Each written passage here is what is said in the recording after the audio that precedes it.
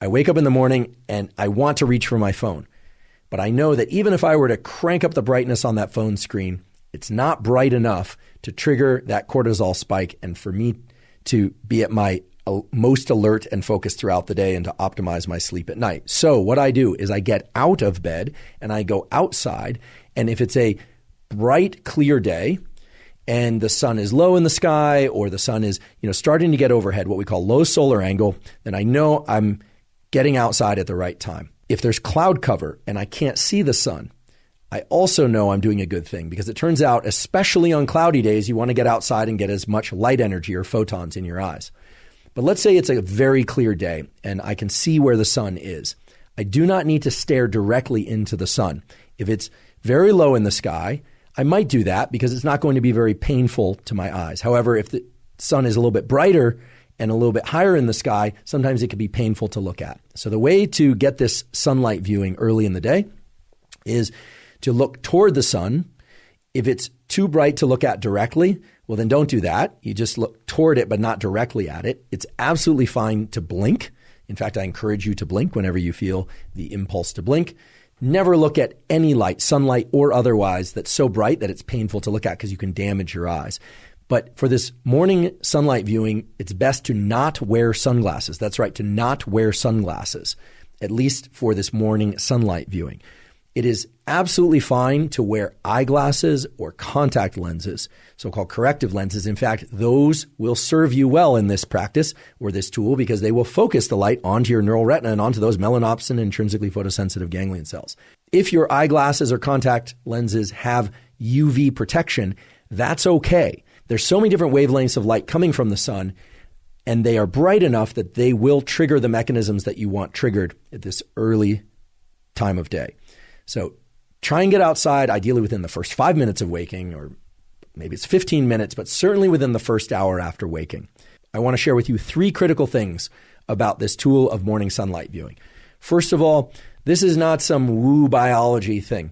This is grounded in the core of our physiology. There are literally hundreds, if not thousands, of quality peer-reviewed papers showing that light viewing early in the day is the most powerful stimulus for wakefulness throughout the day, and it has a powerful positive impact on your ability to fall and stay asleep at night. So this is really the foundational power tool for ensuring a great night's sleep and for feeling more awake during the day.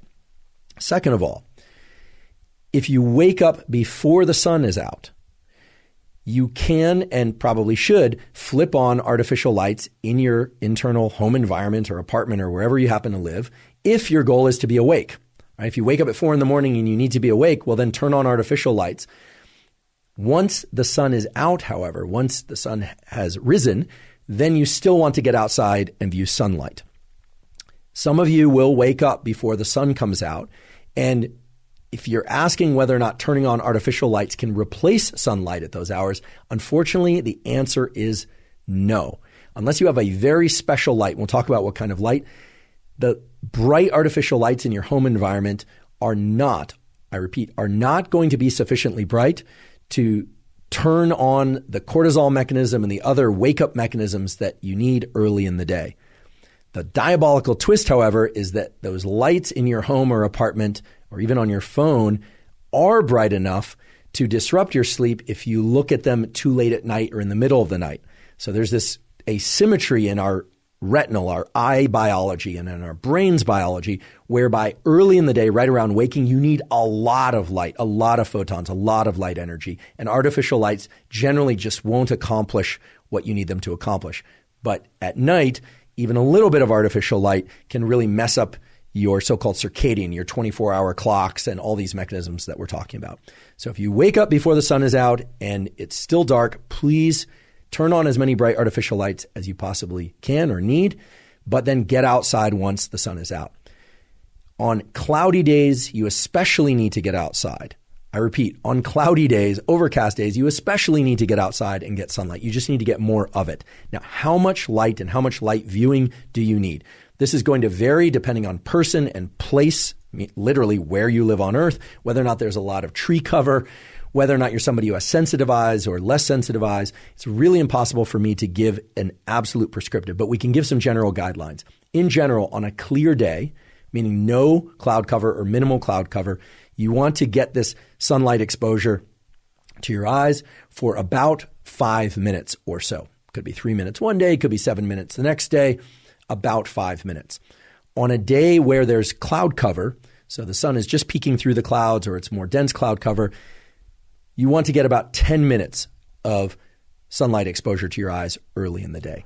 And on days that are really densely overcast or maybe even are rainy, you're going to want to get as much as 20 or 30 minutes of sunlight exposure. Another key thing is do not forget about, just don't try and get this sunlight exposure through a windshield of a car or a window, whether or not it's tinted or otherwise. It takes far too long. It's simply not going to trigger the relevant mechanisms. You would be standing there all day trying to get enough light into your eyes from the morning sunlight, and by then the sun will have already moved from low solar angle to overhead, and it simply won't work for all sorts of mechanisms related to your circadian rhythm functions. So just don't try and do it through a windshield, sunglasses, or a window. It's just not going to work. Get outside. If the weather is really bad or for whatever reason, safety reasons, you cannot get outside, well then I suppose try and get near a window. That would be the last resort. But you really want to get outside to get the sunlight exposure.